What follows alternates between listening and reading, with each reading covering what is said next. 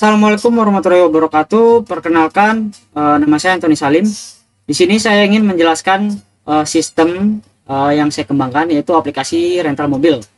Apa sih aplikasi rental mobil itu? Nah, aplikasi ini itu memungkinkan admin untuk mengelola aset mobil dan customer, sementara customer dapat melihat mobil yang tersedia dan melakukan transaksi penyewaan mobil. Nah, fitur-fitur utama dalam aplikasi web rental mobil ini yang pertama itu adalah untuk admin. Nah, bagian admin ini ada 4 fitur, yaitu dashboard statistik, di mana admin bisa melihat pendapatan yang didapatkan, lalu jumlah mobil yang disewa dan jumlah mobil yang tersedia.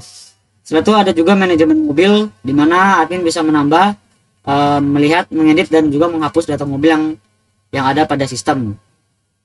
Setelah itu ada manajemen customer. Di sini juga admin bisa melakukan penambahan customer dan menghapus customer. Dan yang terakhir adalah manajemen transaksi, di mana admin bisa melihat riwayat transaksi yang berjalan dan melihat detail-detailnya. Setelah itu admin juga bisa menghapus dan menyelesaikan transaksi yang sedang berlangsung ataupun transaksi yang sudah selesai. Lalu fitur yang kedua itu untuk customer, di mana customer bisa mempunyai halaman utama, di mana bisa melihat daftar-daftar mobil yang tersedia.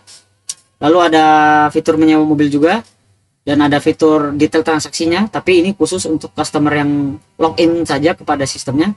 Dan yang terakhir adalah manajemen profilnya, seperti update profil. Nah, di sini saya itu menggunakan teknologi yang pertama itu backendnya, saya menggunakan Laravel versi 10 dengan autentikasinya itu Laravel Sanctum. Nah, yang frontnya itu saya menggunakan React.js dengan Vite, dengan kliennya itu Axios, dan routingnya itu React Router DOM. Lalu yang terakhir itu database-nya saya menggunakan MySQL. Saya di sini menggunakan XMPP sebagai hostingannya. Nah, nanti di sini ada persyaratannya juga. Nanti juga ada cara instalasinya. Nanti teman-teman bisa cek aja, link GitHub-nya ada di deskripsi di bawah video ini. Nanti dikasih tahu petunjuk-petunjuknya gimana cara menginstalnya dari backend hingga ke frontend. Oke, kita langsung saja ke sistemnya. Pertama kita buka terminal, kita split, kita bikin dulu yang ininya front end sebelah kirinya. Lalu yang kedua itu, nah setelah itu yang di bagian front endnya kita ketik npm run dev. Lalu yang di backendnya kita ketik php artisan serve. Oh ya teman-teman, jangan lupa pastikan untuk nyalain ininya juga. Kalau dia nggak nyala nanti nggak akan terkoneksi dengan database-nya ya.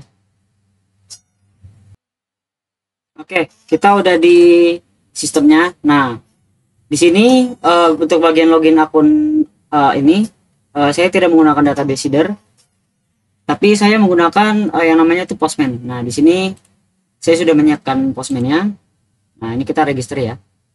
Jadi buat teman-teman yang mau bikin akun bisa pakai seeder aja atau enggak pakai Postman. Nanti tinggal lihat aja di bagian backendnya, di rootnya, nanti tinggal disamain aja ininya, kita send, nanti akan muncul ini responnya. Oke, 201 created, nanti akan muncul. Nah, ini username-nya ini sebagai email ya sebenarnya. Nanti teman-teman bisa ubah sendiri kalau misalkan mau coba. Nanti kita coba login aja di sini. Admin. Passwordnya admin 2. Kita login. Nah, di sini ada dashboardnya seperti tadi dijelaskan, ada total pendapatannya, mobil yang disewa dan mobil yang tersedia. Lalu di sini ada manajemen mobilnya. Di sini ada sudah saya inputkan beberapa mobil. Misalkan kita mau masukin mobil, saya punya di sini misalkan yang belum itu Mazda CX-60 tahun 2022. Misalkan kita taruhnya harga per harinya itu 500.000 deh.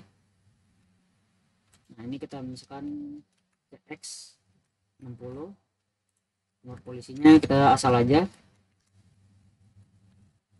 kebanyakan. Oke, mereknya Mazda. Kita simpan. Nah, dia langsung muncul di sini CX-60. Ini nomor polisinya, merek, tahun, dan juga harga per harinya. Jika misalkan teman-teman pengen edit harganya nih, aduh kemahalan kayaknya 500.000, kita tinggal ubah aja. Misalkan kita ubahnya jadi 450 aja, kita simpan, nanti dia berubah, nanti dia juga masuk ke database. Ini rental mobil. Nah ini databasenya, mobil.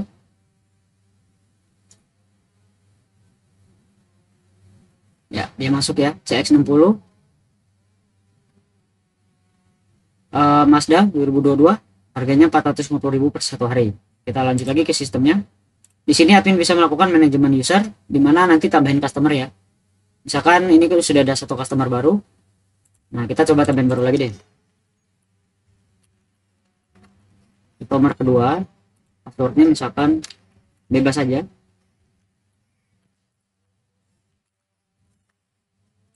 Nomor teleponnya kita bebas saja. Alamatnya misalkan kita di Bekasi ya, simpan. Oke, nanti dia akan masuk customer 2 Bekasi. Nah misalkan di sini ada manajemen transaksi, di sini saya sudah coba satu transaksi dari tanggal 19 sampai 20, mobilnya RFI, total harganya 700.000, statusnya masih ongoing. Nah di sini kita misalkan bisa selesaikan. Tadi kan di sini mobil RFI ini unavailable ya.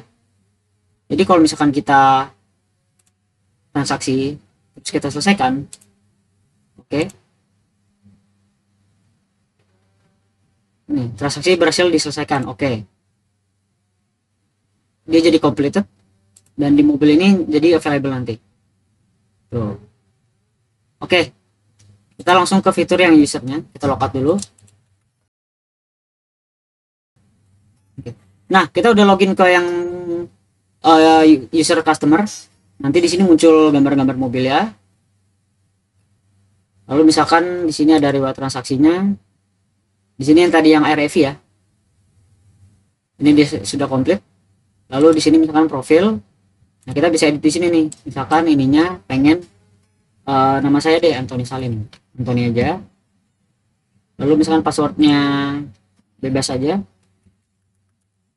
Ini konfirmasi. Simpan perubahan. Oh nggak salah ya udah, berarti saya tidak usah pakai password, simpan saja. Oke.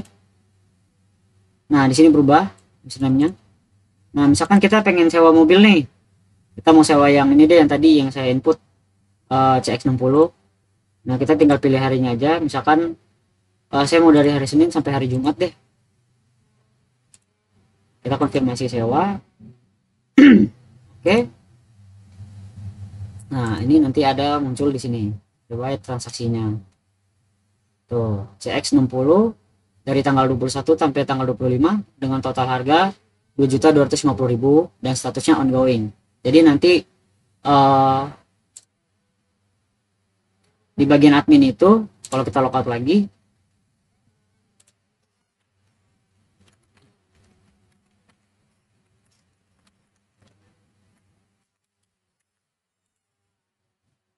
ya. Nah ini total pendapatan naik, mobil disewanya jadi 1, tadi kan 0, ini jadi 5 karena total mobil ada 6, yang tersedia itu cuma 5. Lalu di transaksinya itu ada yang baru lagi. Nah button selesaikan ini akan muncul ketika statusnya itu ongoing. Jadi ketika statusnya komplit, selesaikan itu buttonnya sudah tidak ada. Nah ini kalau misalkan kita pengen lihat detailnya, customer siapa, nomor teleponnya siapa, mobil, nomor polisi, tanggal sewa, total harga, dan juga statusnya. Yang ini kita bisa lihat juga. Oke, mungkin segitu aja penjelasan sistemnya. Kalau teman-teman ada yang mau tanya, silahkan tanya di kolom komentar. Sekian dari saya. Assalamualaikum warahmatullahi wabarakatuh. Sampai jumpa lagi lain kali.